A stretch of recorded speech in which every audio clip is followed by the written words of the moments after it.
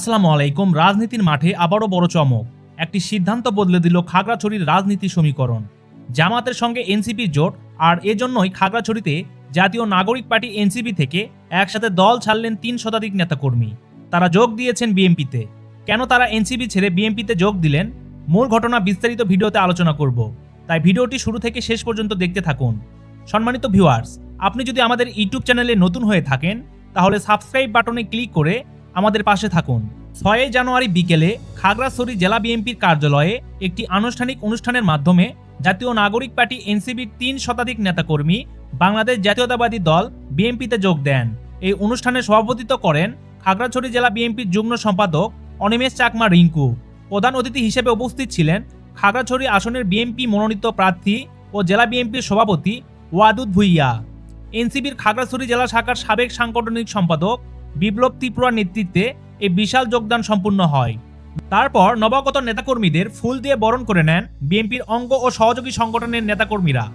যোগদানকারী নেতাকর্মীদের পক্ষে বক্তব্য রাখতে গিয়ে বিপ্লব ত্রিপুরা বলেন, তারা জুলাই গণ অভ্যুত্থানের আগ থেকেই বৈষম্য বিরোধী আন্দোলনে সক্রিয় ছিলেন।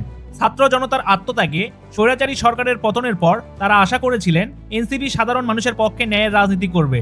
কিন্তু ত্রয়োদশ জাতীয় সংসদ নির্বাচনের আগে মুক্তিযুদ্ধ বিরোধী একটি রাজনৈতিক শক্তির সঙ্গে দলটির অবস্থান নেওয়ায় তারা গভীরভাবে হতাশ হয়েছেন। তিনি আরও বলেন, স্বাধীনতা যুদ্ধের চেতনায় বিশ্বাসী একটি রাজনৈতিক দলের সঙ্গেই তারা ভবিষ্যতের পথ চলতে চান। এই বিশ্বাস থেকেই স্বেচ্ছায় বিএনপিতে যোগ দিয়েছেন তারা এবং নতুন যাত্রায় সবার দোয়া কামনা করেন।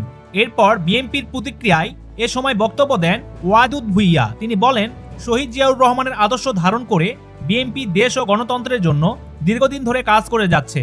স্বেচ্ছায় বিএনপিতে যোগ দেওয়ায় নতুন নেতাকর্মীদের ধন্যবাদ জানান তিনি এবং আসন্ন জাতীয় সংসদ নির্বাচন সামনে রেখে সবাইকে ঐক্যবদ্ধভাবে কাজ করার আহ্বান জানান।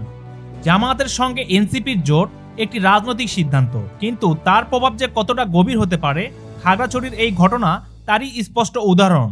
সম্মানিত ভিউয়ার্স, জাতীয় নাগরিক পার্টি এনসিপির এই বড় ভাঙ্গন আগামী জাতীয় সংসদ নির্বাচনে কি রকম প্রভাব ফেলবে বলে মনে করেন, অবশ্যই ভিডিওর নিচে আপনার মতামত কমেন্টে লিখে জানিয়ে যাবেন। ভিডিওটি শেষ করছি। আবারও বলছি, যদি ভিডিওটি ভালো লাগে একটি লাইক দিয়ে আমাদের ফ্রিডম অফ ভয়েস ইউটিউব চ্যানেলটি সাবস্ক্রাইব করে আমাদের পাশে থাকবেন। ধন্যবাদ।